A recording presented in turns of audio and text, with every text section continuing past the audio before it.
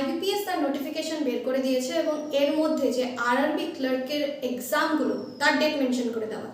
RRB ক্লার্কের যে prelims সেটা হচ্ছে 30 আগস্ট, 6 সেপ্টেম্বর এবং 7 সেপ্টেম্বর, এবং এর মেন্সের কথা বলে দিয়েছে, মেন্স হবে নভেম্বরের দিকে। আরআরবি ক্লার্কের যে প্যাটার্নটা আছে তারা কি করে, 20-25 দিন নেয় নোটিফিকেশনে অ্যাপ্লিকেশন ফর্ম ফিল আপ করার জন্য, এরপরে 1 মাসের মতন গ্যাপ দেয় এবং তারপরে কিন্তু এক্সাম স্টার্ট করে দেয়। এবার যেহেতু এক্সামের ডেট দিয়ে দিয়েছে, আমাদের জানা নেই এখনো নোটিফিকেশন কবে দিচ্ছে, কিন্তু আমরা একটা ধরে নিতে পারি যে জুনের মধ্যে কিন্তু আরআরবি নোটিফিকেশন বের করে দেবে। অ্যাপ্লিকেশন জুনের মধ্যে যদি শুরু হয়ে যায়, মাঝখানে 1 মাস সময় থাকবে এবং তারপরে এক্সাম। এখন স্টুডেন্টরা কি করবে, প্রচুর স্টুডেন্ট করবে কি, জুন মাস পর্যন্ত তারা ওয়েট করবে, অ্যাপ্লিকেশন বের হবে, ফর্ম ফিল আপ করবে, তারপরে গিয়ে তারা পড়াশোনাটা শুরু করবে। এক্সামটা যদি ক্র্যাক করারই থাকে তাহলে আমরা এতদিন ওয়েট করবো কেন? এখন এপ্রিল শেষ, মে শুরু হয়ে গেছে, 1 মাস এখনো আমাদের হাতে আছে।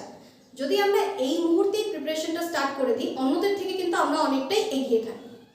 প্যাটার্নটা একটু বলে দিই। প্রিলিমসে শুধুমাত্র ম্যাথ আর রিজনিং, যাদের ইংলিশ নিয়ে ভয় তাদের জন্য কিন্তু এটা খুবই ভালো একটা সুযোগ। প্রিলিমসে কোনো ইংলিশের গল্প নেই, হ্যাঁ মেইনসে ইংলিশ আছে, কিন্তু তার মধ্যেও তোমাদের কাছে চয়েস থাকবে ইংলিশ আর হিন্দি। আমি বলি হিন্দির থেকে ইংলিশটা একটু বেশি কমফোর্টেবল হয়, হিন্দি কিন্তু তুলনামূলকভাবে কঠিন। তোমাদের যদি মনে হয় যে না আমাদের ইংলিশে খুব বেশি প্রবলেম হচ্ছে, একবার প্রিভিয়াস ইয়ারের কোশ্চেন পেপার তোমরা দেখে নিতে পারো, বুঝতে পারবে যে ইংলিশের থেকে হিন্দি প্রচুর টাফ। প্রিলিমসের মধ্যে ম্যাথ থাকবে 40 মার্কসের, 40 কোয়েশ্চেন 40 মার্কস, রিজনিংও তাই 40 কোয়েশ্চেন 40 মার্কস। কিন্তু ম্যাথের মধ্যে তারা টাইম অ্যালট করছে সেটা হচ্ছে 20 মিনিটস, এবং রিজনিং এর মধ্যে যে টাইম অ্যালট করছে সেটা হচ্ছে 25 মিনিটস, ওভারঅল 45 মিনিটস। আগে এই টাইমের মধ্যে ডিভিশন থাকতো না, 45 মিনিটস স্টুডেন্টরা যেভাবে ইচ্ছে সেভাবে নিজেদের মতন করে অ্যাডজাস্ট করতে পারতো। কিন্তু এইবার যেহেতু টাইমটাও তারা ফিক্স করে দিয়েছে, এইবার প্রচুর স্টুডেন্টদের ক্ষেত্রে কিন্তু অসুবিধা হবে। কারণ কি, অনেকেই আছে যাদের ম্যাথটা প্লাস পয়েন্ট, কিন্তু যেহেতু এর মধ্যে আমাদের সময়টা কম হচ্ছে, প্রচুর স্টুডেন্ট সবগুলো কোয়েশ্চেন অ্যাটেম্প্ট করতে পারবে না। তাহলে এই যে ভয় আছে, টোটাল 80টা কোয়েশ্চেন মাত্র 45 মিনিটস, কি করে হবে? আমি বারবার বলছি, একবার শুধুমাত্র প্রিভিয়াস ইয়ারের কোয়েশ্চেন পেপার ঘেটে দেখে নাও, তাহলে বুঝে যাবে যে 80 কোয়েশ্চেনের জন্য 45 মিনিটস কেন অ্যালট করছে। কোয়েশ্চেন খুবই নর্মাল হয়। যদি ম্যাথের মধ্যে বলি, সিম্পলিফিকেশনই 18 to 20 মার্কসের থাকে।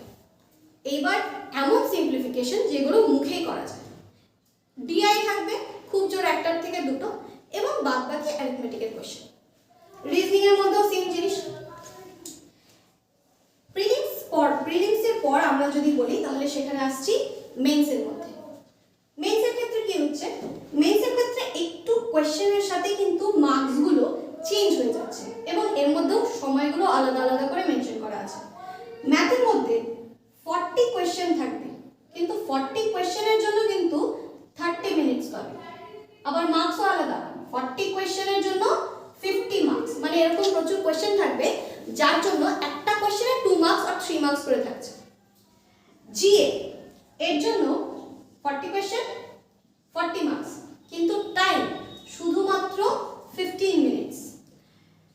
রিজনিং বা মেন্টাল এবিলিটি যেটা বলছি, 40 কোয়েশ্চেন 50 মার্কস 30 মিনিটস। ইংলিশ আর হিন্দি 40 কোয়েশ্চেন 40 মার্কস 30 মিনিটস।